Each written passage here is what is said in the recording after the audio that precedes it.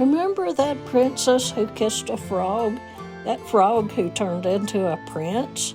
Most would assume that since they wed, they lived happily ever since. But I've heard a different story, whispered by those who dared to tell the truth of the matter. This is the story they shared. In time, her king became cranky, demanding and all out of sorts. He sat on his throne looking miserable as she bustled about the courts. I'll find some way to please that king. I'll be the perfect spouse. She struggled and planned to find a way while he sat on his throne and groused. She understood his plight and the problems that plagued her king, but nothing she tried could bring him joy. He fussed about everything. He'll mellow out when he's older, she assured herself with a smile.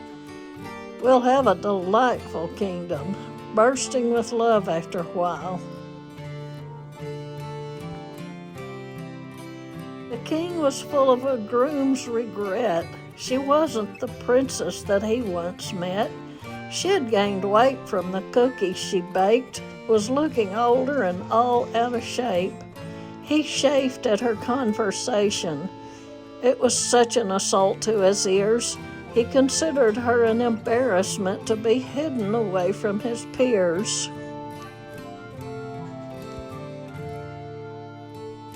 Other kings had happier lives because they had satisfactory wives, sophisticated, cultured, and lean. Unlike his ungainly and awkward queen, her matronly ways had bored him to tears. He couldn't abide her for 30 more years. He did not want to grow old with his queen because old women gave him the willies. And so to avoid such a terrible fate, he found someone young and silly. She was slender and cute as a button, he thought. Such a pretty young thing. If only he could have had her instead of that old, monotonous queen. But he didn't have to worry for long because one day the old queen was gone. She slipped away unseen, unheard, without so much as a parting word.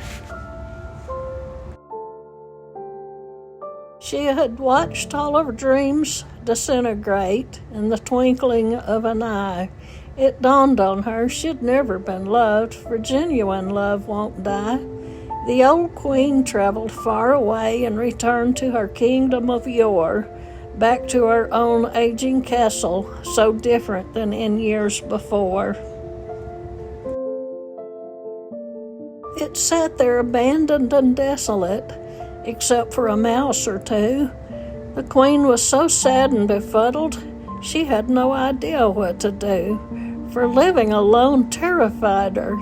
I simply can't do it, she cried. Someday they'll find my bones in this place centuries after I've died. What if there's no one to help me? I'll never manage alone.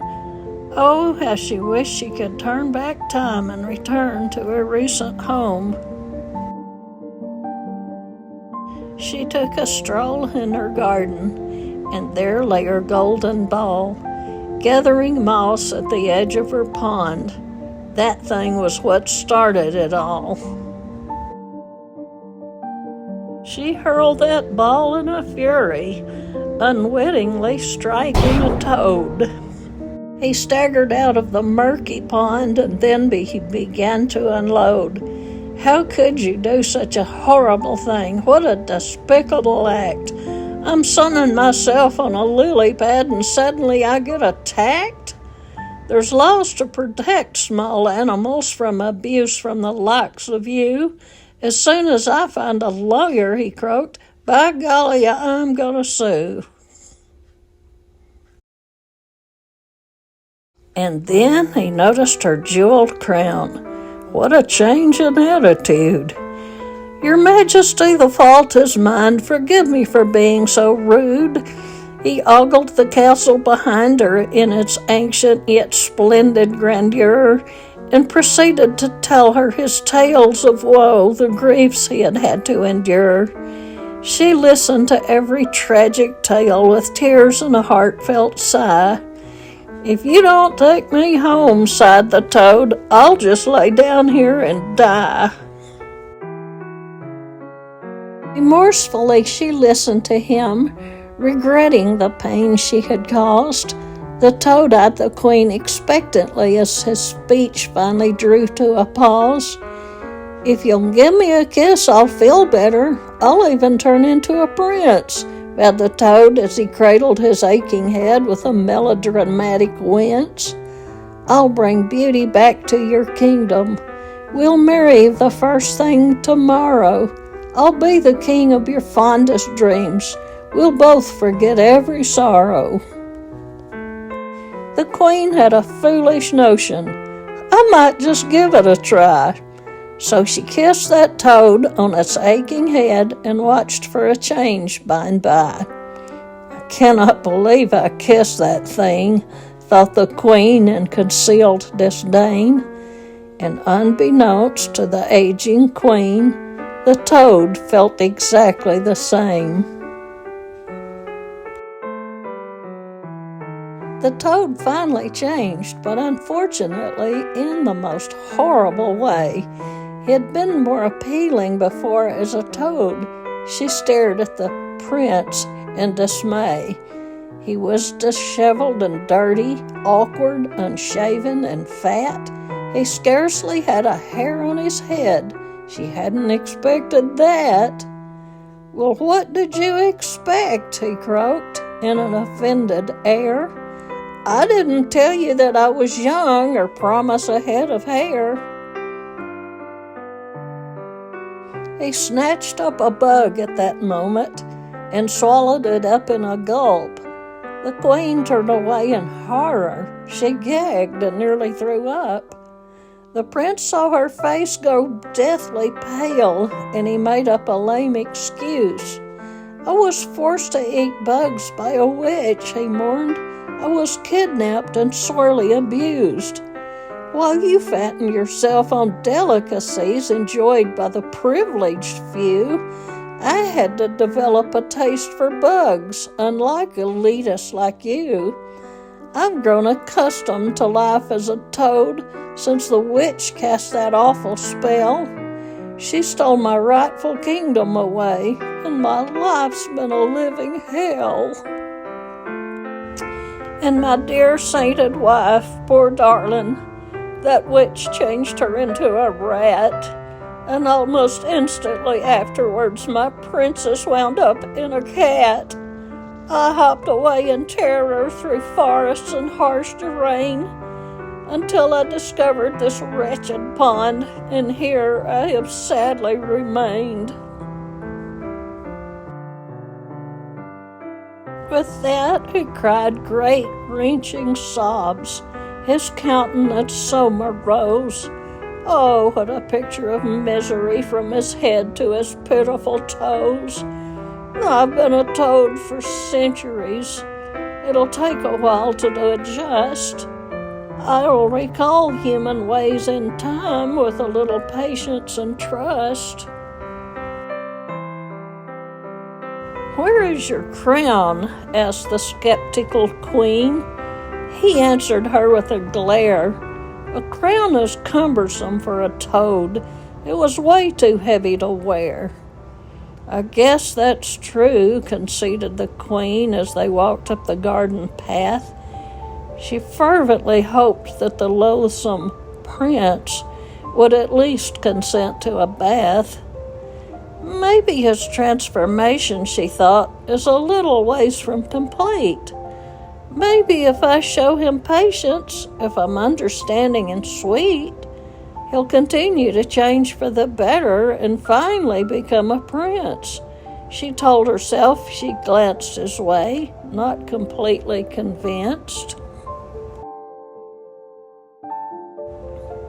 She medicated his wounded head and gave him a glass of wine. She offered her guest a banquet of morsels considered divine. The prince eyed the food with a grimace. He wrinkled his prominent nose.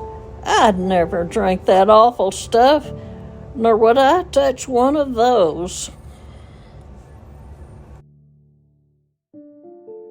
He was lacking in that sensitivity one might expect of a prince. Perhaps he had been a toad for so long he had become a little bit dense. She humored the toad prince patiently, despite the fact he was rude. Everything tasted delicious to her. Why hadn't he liked the food? Perhaps he was never a prince at all, she suddenly thought in shock. Perhaps all the tragic tales he told were just a sham and a crock. "What shall I do?" she asked herself as she threw out the last of the cake. She had offered that creature her very best, yet he sat there and bellyached. How am I going to get out of this mess? She hardly knew what to think. If I simply ask him to go away, he'll raise a terrible stink. He's already threatened to sue me. I don't have a penny to spare, thought the queen as she put her dishes away in a fit of sudden despair.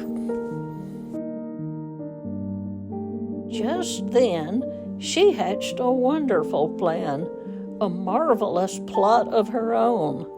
For all of a sudden it dawned on her, she might like living alone.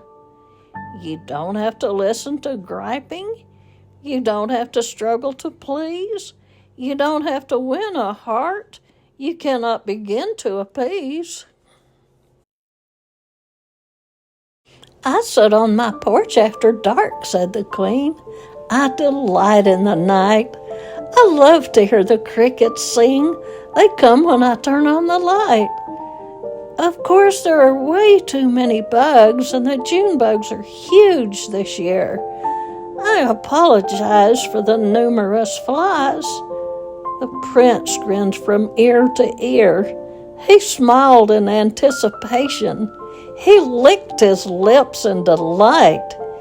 He was still voraciously hungry. She'd whetted his appetite. She opened the door and they strolled outside to relax on her patio. She turned on the light and crept away, far from the lantern's glow.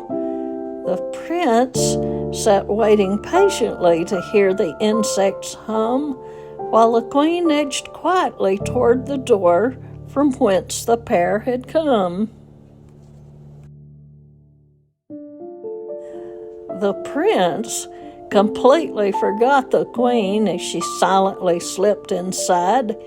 He never gave her a moment's thought that he watched an approaching fly.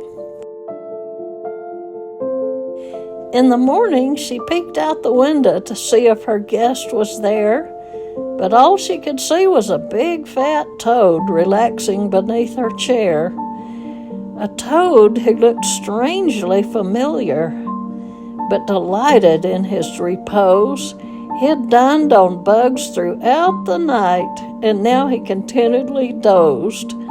The knot on his head still bulged a bit, she thought with a pang of remorse, but somehow this awful experience had eased her pain of divorce. She no longer pined for the married life she knew it was not to be, and somehow that realization had just sped her spirit free. The thought of a wedding was hideous. The notion filled her with dread. Another tyrannical so-and-so? What has gone wrong with her head? This story ends quite beautifully. The reader might be surprised. The toad prince thrived on a generous diet of crickets, roaches, and flies. The toad prince dined most merrily under that patio's light. He ate every bug that might venture in and frighten the queen at night. And the queen was just as contented there in her castle each day, doing exactly as she pleased, arranging it in her own way. She repositioned the furniture as frequently as she liked. She opened up every window and filled the castle with light. She decorated in colors that would have driven her hubby berserk. She wallpapered everything in sight and was awesomely proud of her work. There was no one to ridicule her taste or any decisions she made. There wasn't a soul to boss or control, no tyrant who wanted obeyed. There was no one to fire her gardener or the workmen that she had hired, no one to bully the servants, no one to holler, "You're fired." There was no one to disillusion her, no one to break her heart, no one living beside her each day, yet hopelessly far apart.